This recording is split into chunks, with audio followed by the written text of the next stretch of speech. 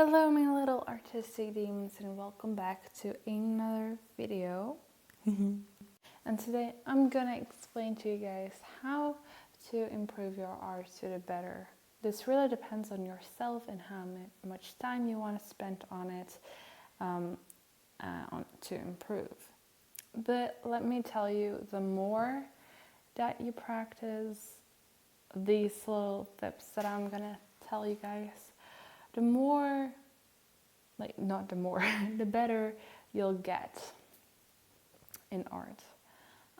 But I would say don't push yourself too hard, because this can also get yourself a lack later on. And what I mean by that is basically I used to push myself to that limit and my wrist started to hurt really bad.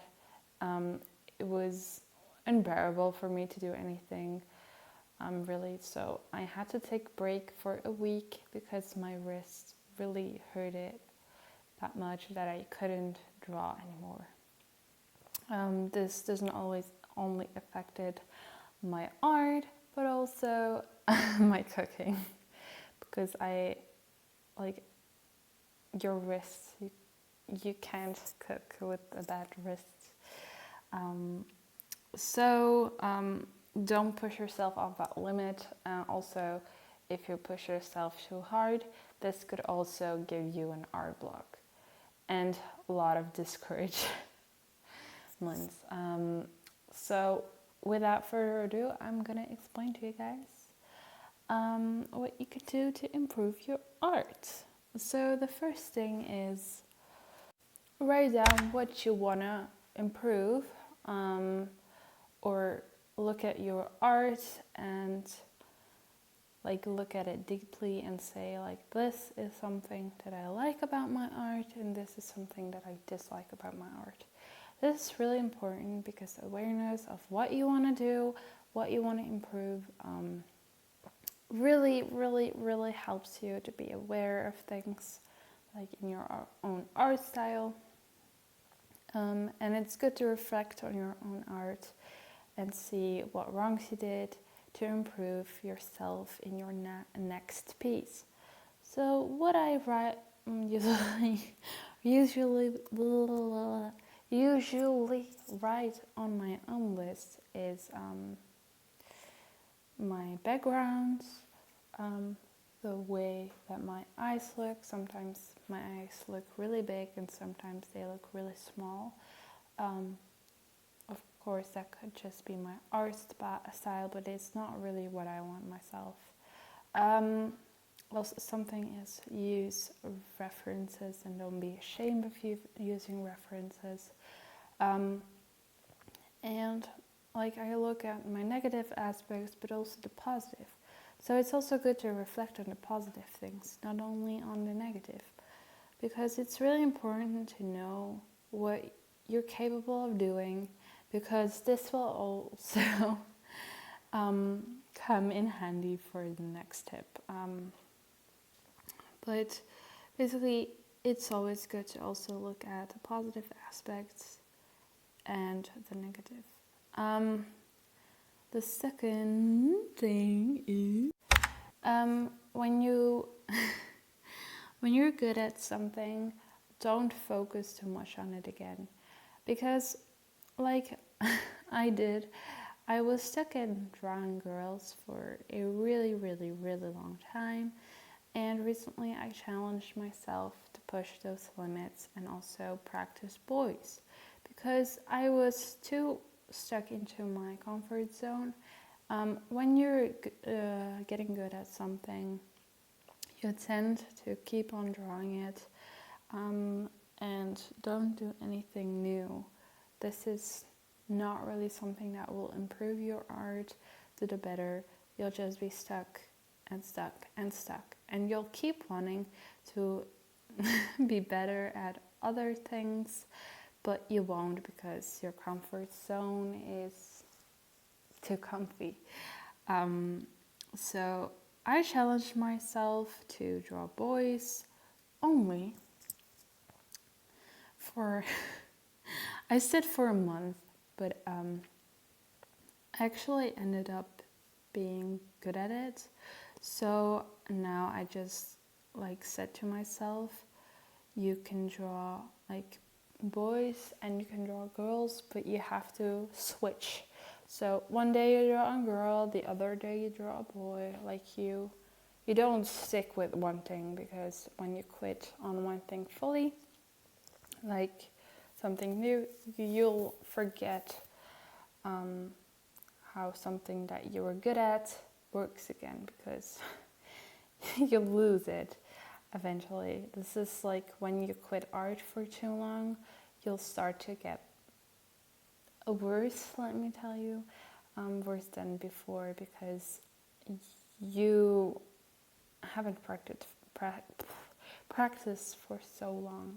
So it is really important to kind of work on things that you wanted to improve.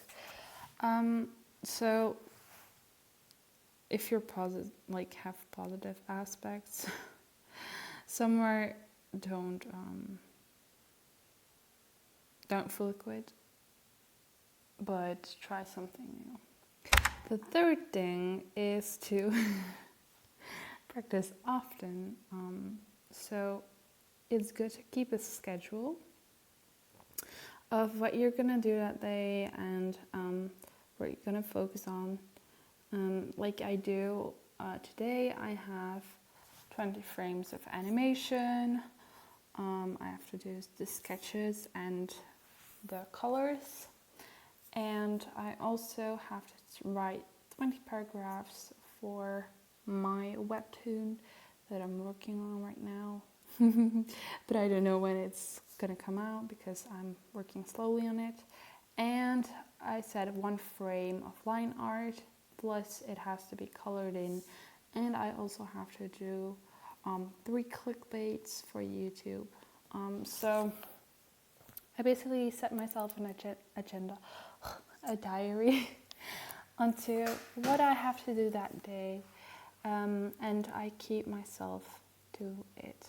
So it is really important to also not just write it down, but actually do it. So it is really important to kind of have a diary where you write what you're gonna do that day. Don't push yourself too much. Know your own limits.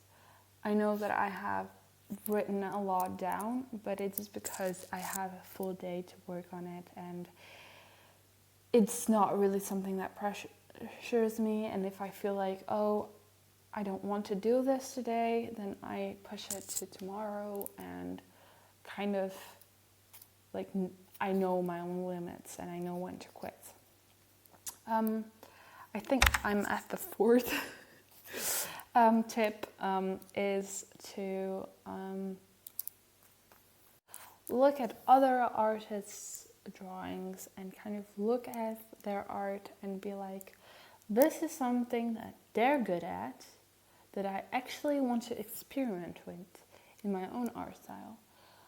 This is up to you, but this really opens your eye for new things and to improve yourself, maybe to the better, like maybe where you want to go. Because I look at a lot of artists and I'd be like, oh, their style is so pretty, and I would love to have more of a flow inside of my art. And I just say that, but I never do it in my own art.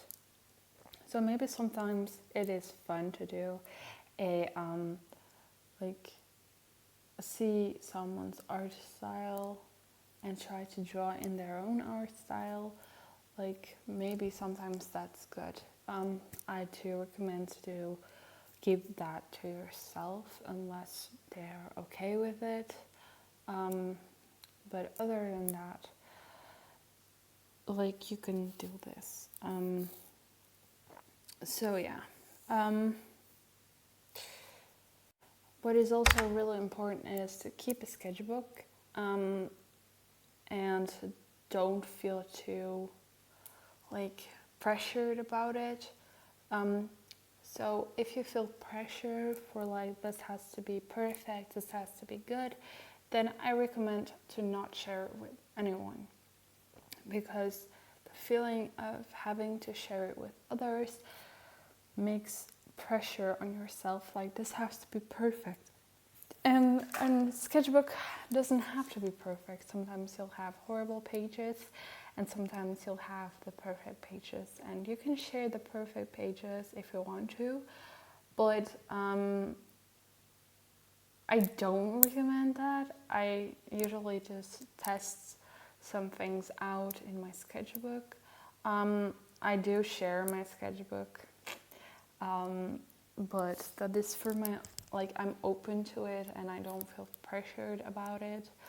I used to, but I don't anymore. Like, back when I used to, I just said to everyone, because everyone wanted to look in my sketchbook and see what I could do, I said, like, I'm sorry, but it is kind of personal for me and I don't want to share it right now because I don't feel too comfortable to. And they took it okay, like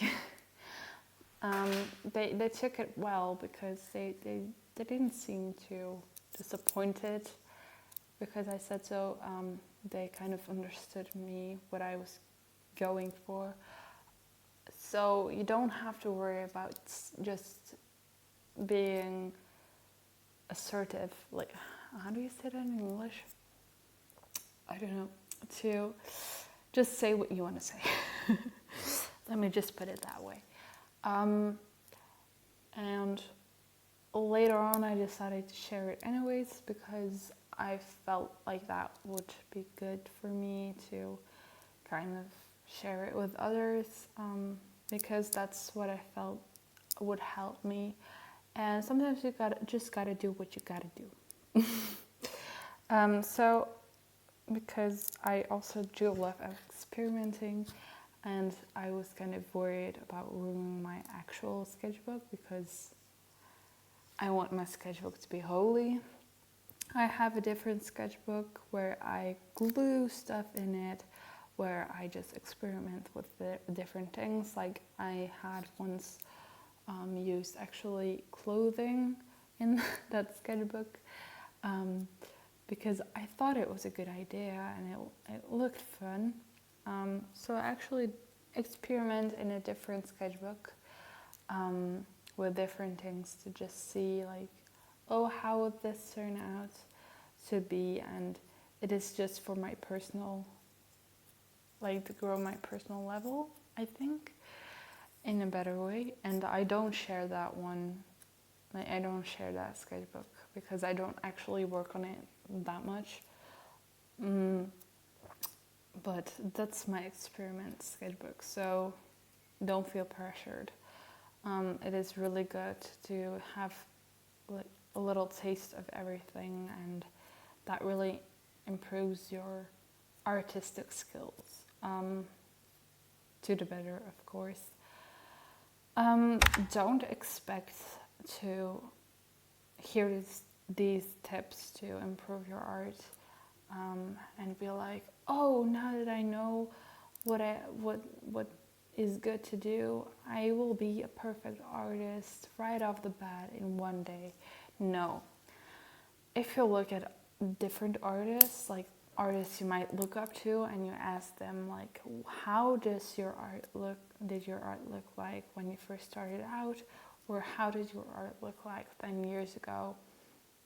You wouldn't even recognize their art style. You wouldn't recognize, like, this is from that person. You wouldn't, because it takes a lot of time for them to be where they are that day. And with me, it's the same. Like, how I started out is so different from where I stand right now, even though I don't have 10 years of experience. So basically, this just takes a lot of time. So yeah, this will be about the end of the video. Thank you so much for watching, and probably gonna make a second video about this because I'm not done talking. Make sure to also check out my socials and to subscribe for more content called artistic content like this. And yeah, also check out my Fiverr. I do commissions on there. Yeah, so that will be it. See you guys later in another video. Love you. Bye bye.